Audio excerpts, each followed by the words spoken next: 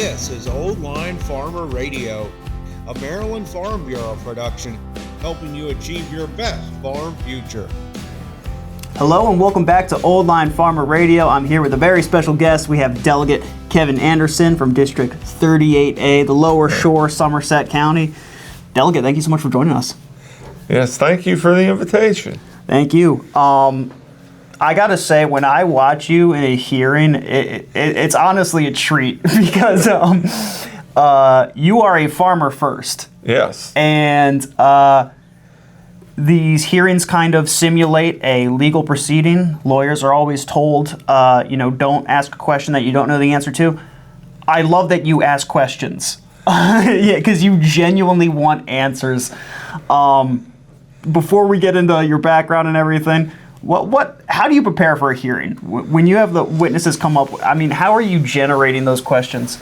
I read some of the opposing testimony, Mm-hmm. and maybe some of the favorable testimony of people that have just filed briefs with the committee to see what the feel is and what some of the questions are. Mm-hmm. And some of the questions I ask is for my clarification. Right. Because I'm asking a question so I can be informed to go back to my constituents and say, this is what the testimony was, and here was the answer to your concerns. Now, whether they agree with them or not, that's what the committee's being told. Right. And that's and if they need to understand that so they can feed us some feedback on the next bill, mm-hmm. that they'll understand at what level they're coming from. Yeah. But and then the other questions. I've been driving tractors for 51 years, so I know agriculture inside and out. And right. I guess 95% of my income has come from farming, mm-hmm.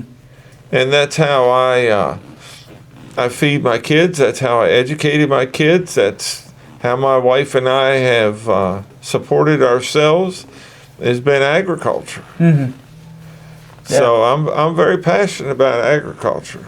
Absolutely, and we appreciate you having that seat here. And how refreshing is it for a public servant to really get that clarity, ask those questions that need to be asked in these hearings? So, listen, if you guys ever have an afternoon free, just log on to YouTube, look at the E&T committee, and watch Delegate Anderson work. Well, and it was really gratifying because some of the most liberal people on that committee have come up to me and said, we really appreciate you being on this committee, mm-hmm. because you look at things from a different point of view than we could understand. Mm-hmm. So that's been a little gratifying, that they appreciate my questions. Mm-hmm. Yeah, and you've definitely fallen in that very same mold as your predecessor, the late Delegate Charles Otto. I know that he was a really good friend to you. He was a former staff member at Maryland Farm Bureau, meant so much to Maryland agriculture. I'm just wondering if you could just touch on that a little bit. How did that friendship with Delegate Otto kind of influence what you're working on right now? Well, Delegate Otto and I were friends for 51 years. Mm-hmm. Since about I was 8 years old that I can remember, and probably before that. Yeah. My grandmother and his mother were really good friends. Mm-hmm. And whenever she was going down there, she'd take me I could go play with Charles. Nice. Yeah. So our relationship goes back that far. Mm-hmm. Charles Otto got me started in advocating for agriculture in Annapolis through the Young Farmer Program in 1988, maybe? Yeah. 87, 89, somewhere along in there. I think I've been coming to Annapolis to testify since 1989. Wow. And I've learned a lot testifying on the other side of the table, mm-hmm. that questions got asked of me. Right. And that's why I ask some of the questions that they don't expect, because when we came up here for Young Farmers one time, I testified in front of the committee, and one of the committee members came up to me after the hearing was over and say, "Young man, I'm gonna give you a tip." He goes, don't sit here and read to me a paper you've written and you've submitted because you want to read what I think I want to hear. He said, if you want to gain traction with this committee, you need to come up here with no paper and speak from the heart, and you'll get a lot more attention that way from the committee members. Yeah.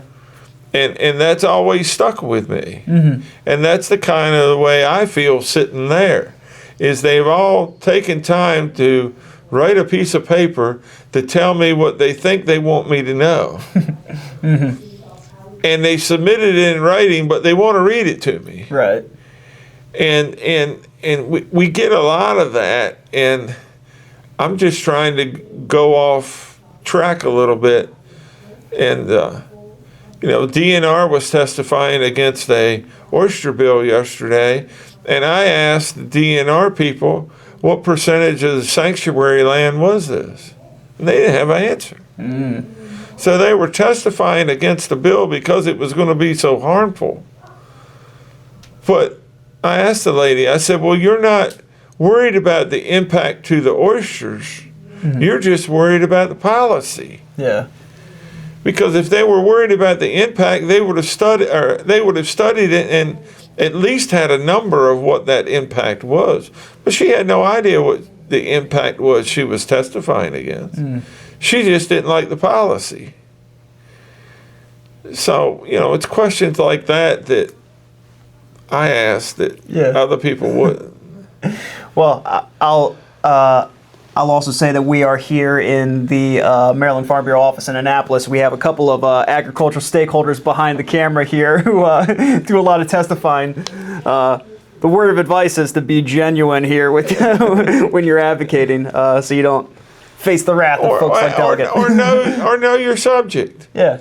Don't come to me and not know your subject. If I know more about your subject than you do, we got a problem. Right. Well said. So it's kind of funny you mentioned talking about Delegate Otto. When he passed away, Farm Bureau wanted to, pay our respects. I was going through these huge photo albums in the Maryland Farm Bureau office. We actually posted this younger photo of Delegate Otto on our Facebook. I didn't even realize this at the time, but you were standing right next to him in that photo. I guess, maybe talk a little bit about your experience as a young farmer being really involved and your relationship with Delegate Otto way back when. Well, Delegate Otto really, when you saw one of us in Annapolis, you saw the other, because when he left Princess Anne, I left with him. Yeah.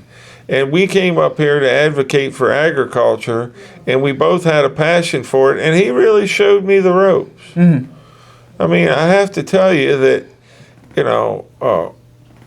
Grove Miller and Val and they really showed you the ropes and gave you a picture of what you were running into. Yeah.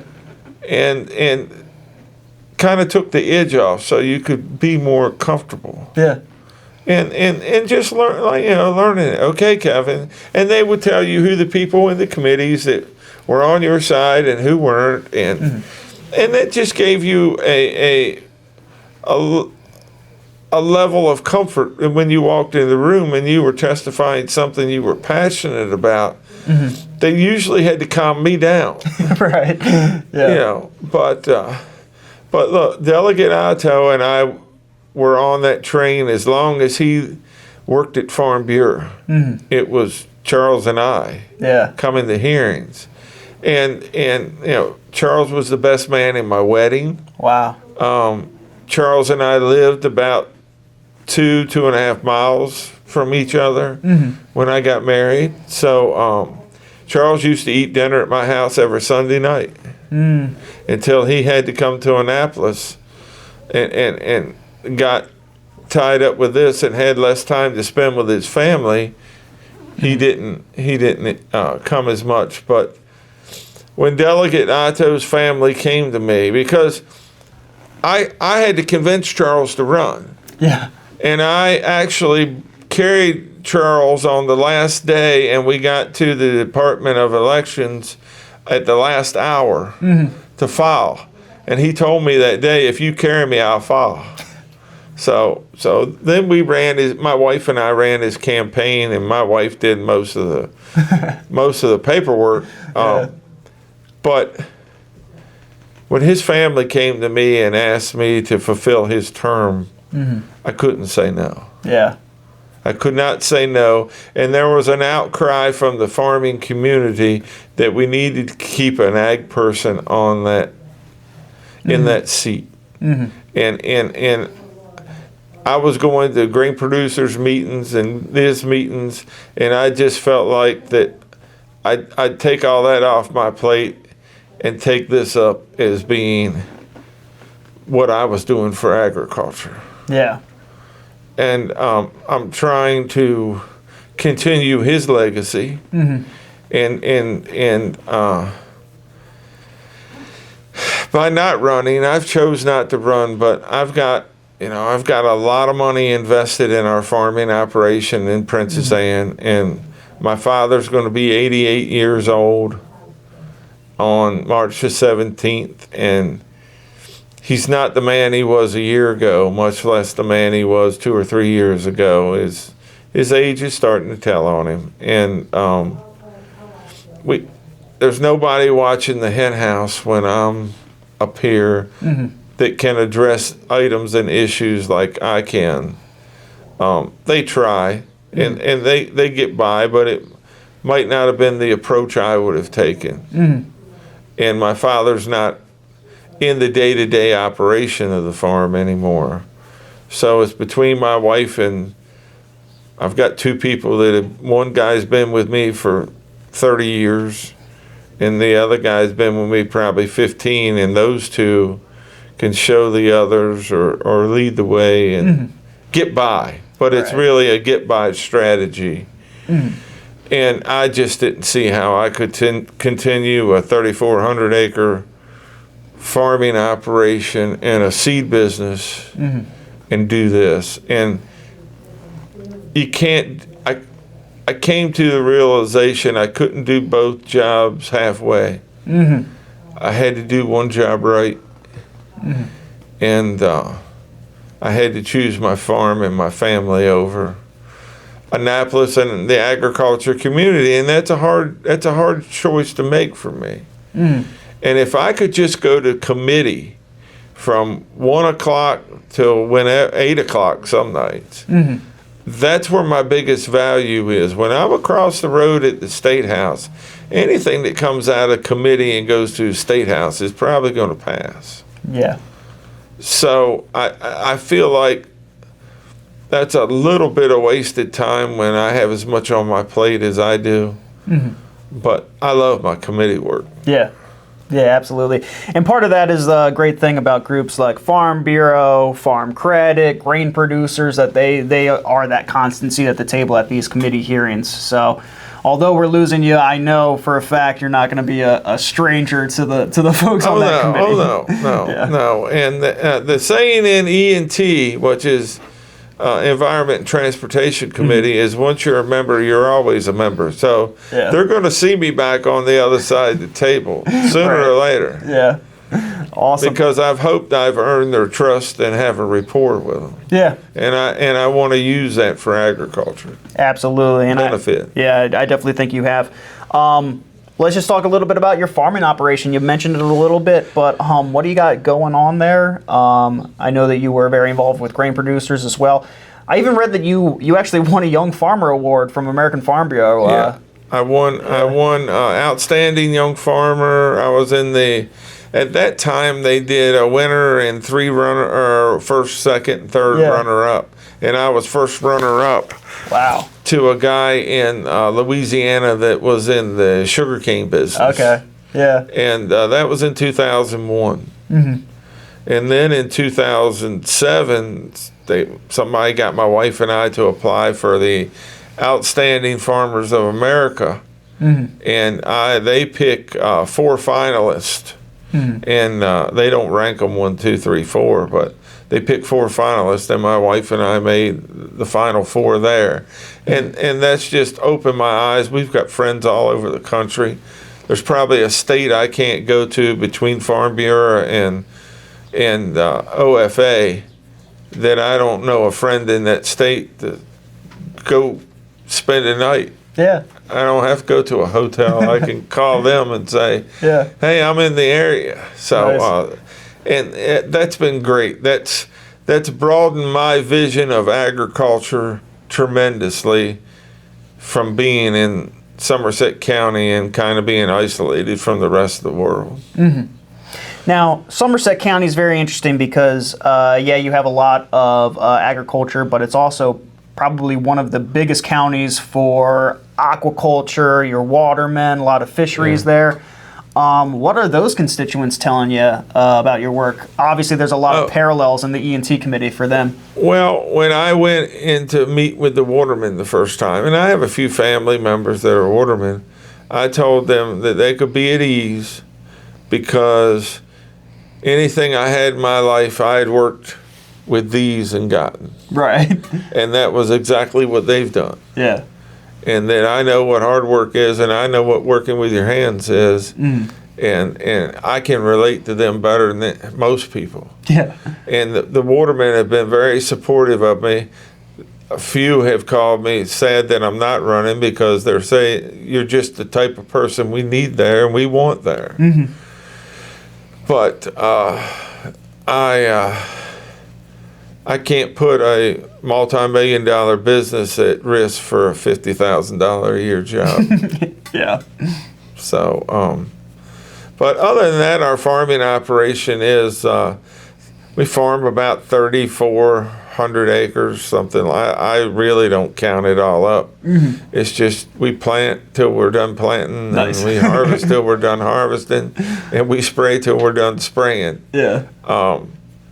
But and then we have a seed business that my grandfather actually started back in the 1960s when the University of Maryland was trying to introduce soybeans to farmers. They came to him and wanted him to be a soybean seed dealer, and the business has grown and grown and grown from there. And I'm shipping soybeans out of Somerset County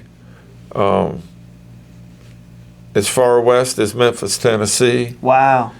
Far south is South Carolina, Georgia.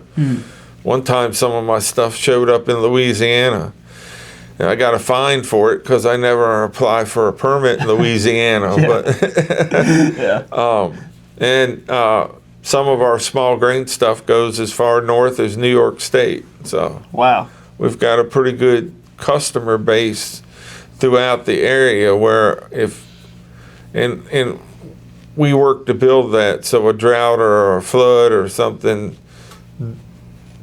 to diversify our portfolio in case of a hurricane or a flood or a drought, that our income comes from a lot of different areas. Yeah. So, but I'm a proud graduate of the 2-year agriculture program at the University of Maryland. We called it the TOOT, the Institute. And a lot of my friends that graduated in that program with me are very, very successful people. Yeah. And I think that little 2-year program at the University of Maryland represents agriculture in the University of Maryland very well. Yeah, well, a lot of us in the farming community, we know how far ahead Maryland is, compared to the rest of the nation. And I think that's evident about, your classmates and the fact that you're shipping seeds all over the country that's coming from Maryland. To that point, I kind of want to talk a little bit about policy. One of the biggest issues that we hear from our farmers is land use. We know how great Maryland farms are at producing the grain, all the things that we need to live and work and play in our state, but it's under constant pressure from development, solar energy projects. We posted a clip of you during a hearing from the, I forget exactly the bill number, but lowering that threshold for 5% down to 2% of a county's priority acres. We posted a clip on that, and it really got a good reaction because you actually asked the solar developer, and this is why it's good to have a farmer on that committee. You put a human face behind that. You said, I don't think it's right that you're taking advantage of some of the, poorest people in the community. And we sometimes make the joke that farming is not very profitable for your land.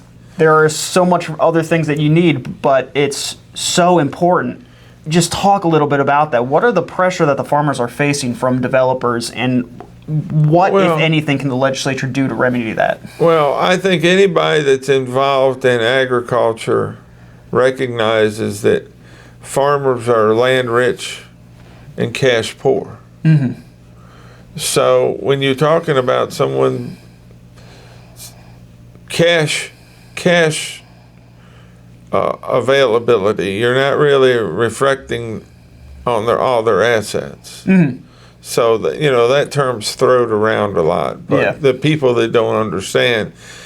But the threat to Maryland, I've been here 8 weeks, mm-hmm. and I'll tell you the biggest threat to Maryland agriculture is I think the Eastern Shore has 9 delegates. I think Montgomery County has 24. Mm-hmm. And everybody says this session is so much more intense than anything partisan, mm-hmm. intense partisan-wise, that it's they've ever seen. And we're really dealing with people who don't know mm-hmm. how it impacts us, mm-hmm. but they don't care that they don't know. Mm. They've got their agenda, and it seems like the agenda of this year is anything Trump's for, we're against. And I think the perception is that the agriculture community voted for Trump, and we've alienated ourselves from the Democrat Party because of that. And, you go back to the solar thing, and I've been fighting solar, but I'm a property rights man. I own enough property that I'm a property rights guy. Yeah. But my argument with them is I don't think it needs to be in state control. Mm-hmm. I think the solar needs to be put back in the planning and zoning departments of each county, mm-hmm. and let the property owner go to his constituents and explain why he needs this and why that's not infringing on their rights, mm-hmm. and have that discussion, because there's nothing else they can do on their property that the state of Maryland tells them to go do and overrides the county. Mm-hmm. And I don't see how this rises to a higher standard. Mm-hmm. So I'm arguing against solar, and the 5%, 2% bill that you were talking about, that we were discussing, I'm trying to get that amended to 5% of the total land available for solar panels. Yeah. Because the way the bill is now, for instance, in Somerset County, we have 200 and some thousand acres of land. Mm-hmm. But we've probably got less than 30,000 acres available for solar, and it's probably closer to 20 than 30, mm-hmm. because of ag land preservation land and other programs. Mm-hmm. We've got the Ducks Unlimited has plans, and then we've got the other program that's over in parts of Worcester County and Somerset. I forget the name of that program now, but it's a land conservancy program. Mm-hmm. That we're down to 20,000 acres probably. Mm-hmm. And when 5% of 200,000 is 10,000 acres. Mm-hmm. So they can plant half of our county, mm-hmm. available tillable acres in solar panels before our planning and zoning has any say over it at all. And you're destroying our rural community when you do that. Mm-hmm. And I don't believe anybody in the State House, when they voted for this bill, understood that. They thought it was 5% of the available land and this, that, and the other, I don't think anybody in that state house said, okay, we're going to vote for this bill because we can put all the solar the state needs on 4 counties on the Eastern Shore. But that's really how the bill reads. Farmers, we're often called the stewards of the land. And a lot of these initiatives, whether they know it or not, they're trying to push for cleaner energy, greener environments. Why wouldn't you go to farmers to talk about being good stewards of the land? Because they don't know and they don't care. They don't care. They're concerned for it's not about concern for the environment. It's concern for their agenda. They don't care about water quality. If they cared about water quality, we wouldn't have the biggest sewage spill in the history of the United States. But they weren't worried about water quality. They're just worried about whether you got a septic tank because they don't want you to have one. And all the septic tanks on the Eastern Shore could have overflowed for a month. It wouldn't have equaled what happened in the Potomac River. And I still say our watermen are going to suffer from that this summer. But they don't care. It's never about the environment. You've never heard them say, we need a better environment project because this one failed, because they don't care. Once they get it on the books and they check that off their list, they don't care. Delegate Anderson, I got to say, you are the most politician I've ever met. That's actually a compliment, and it's because you're not a politician. The first time I met you, this is kind of funny, was at Maryland Farm Bureau's convention. There's an old saying that the scariest place to be is between a politician and a camera. A news producer said, hey, do you know this new delegate? Could you do an interview? We were getting a lecture from someone from the university about manure injections. And I came up to you and I said, hey, delegate, someone from the news wants to speak with you. Do you mind doing that? And you said, sure, but I really want to hear this talk about manure. I mean, that is what I want from an elected official. The guy who would rather sit through a hearing about poop than go in front of a TV camera. I mean, I try to, the things I'm interested in, I try to keep myself educated and on the front burner with them, because I'm passionate about them. And I don't want to get put in a position that I don't know the answer. Because when they question a farmer about something that they think is general knowledge and the farmer doesn't know it, it makes agriculture look bad. So. Well said. Well, I know we're wrapping up here shortly. I think just kind of the last question. You're not running for re-election, so you have just this one session to do your work. What do you want your legacy to be? If you could, influence the legislature, what bills would you like to see passed?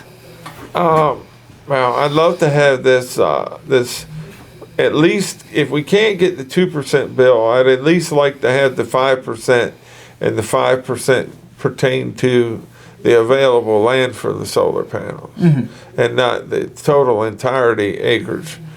Because we've got forest and marsh that you can't put either solar panel. So why is that even in the equation? I'd really like to there's a rotational harvesting bill that the watermen want to do on taking a little small portion, DNR qualified it as a small portion of some of the sanctuary land, and trying their practices and then comparing them to Chesapeake Bay commissions or Chesapeake Bay Foundation's methods, and then compare them. But we're getting a lot of feedback from Chesapeake Bay Foundation. They don't want to give up any of it. They don't even want to care if it's only 3 or 5% of their 46 sanctuaries that they haven't done anything with for 16 years.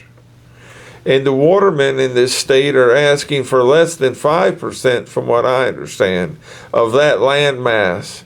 in 5 different locations up and down the bay to try their theories on, to compare them. And Chesapeake Bay doesn't want to give up 3% or 5%. You know, they just, and that's what I referred to you earlier about. They're not opposed to the impact.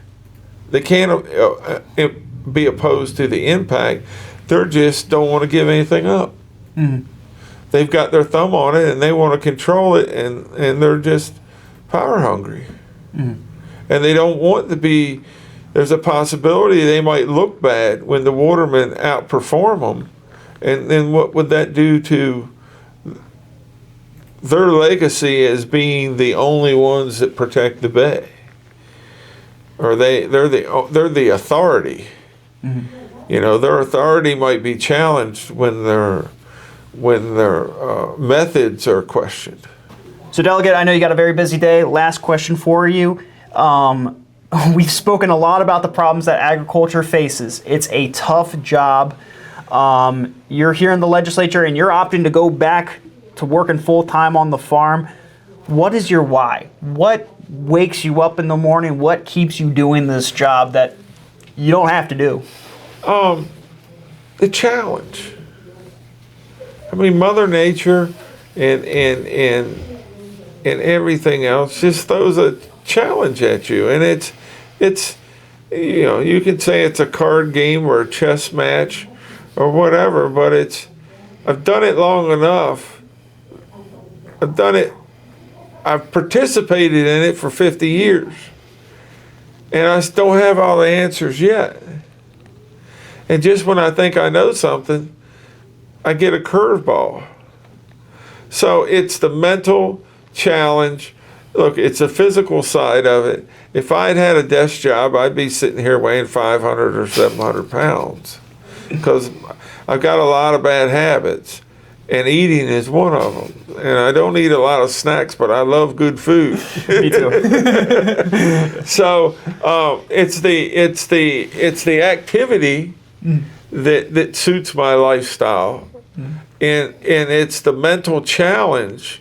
And it's like winning and losing, and I like to win, and I don't like to lose. So, and someone has got to show somebody in the next generation the value in doing that, and it's not all financial gain. You know, it's a very rewarding occupation, but it can be very hazardous, and it can be financially stressful. And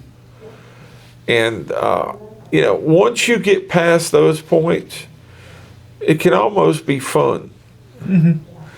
Once you get your mortgages paid down where one bad year wouldn't bankrupt you, and you can live to fight another day, and once you've gotten to the point that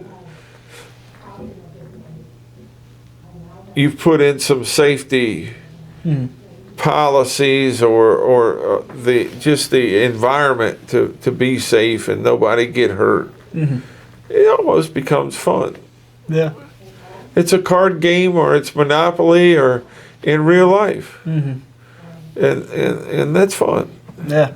And our farmers are up to date with all that information, the science, and everything that goes into the background. There's a lot of problems that are happening within government policy, but it's very helpful to have people like Delegate Anderson in the room that are making those decisions. And even if you can't be in the room, highly suggest that you get involved in a group like Farm Bureau so that your voice is heard to the legislature. Delegate Anderson, thank you so much for joining us. All right. One quote I'll leave you with before we leave today that my grandfather told me 40 years ago. Just remember, son, agriculture is more of a art than it is a science. And I never understood that when he told me that 40 years. But, you know, we can have all the research and all the science and all that, but it's an art to display that in a fashion that makes you profitable. And it's the art that we have to pass on. It's not the science, because the science will change. but the art of being profitable and raising a crop will never change. It just changes with the science, but the basics are still there.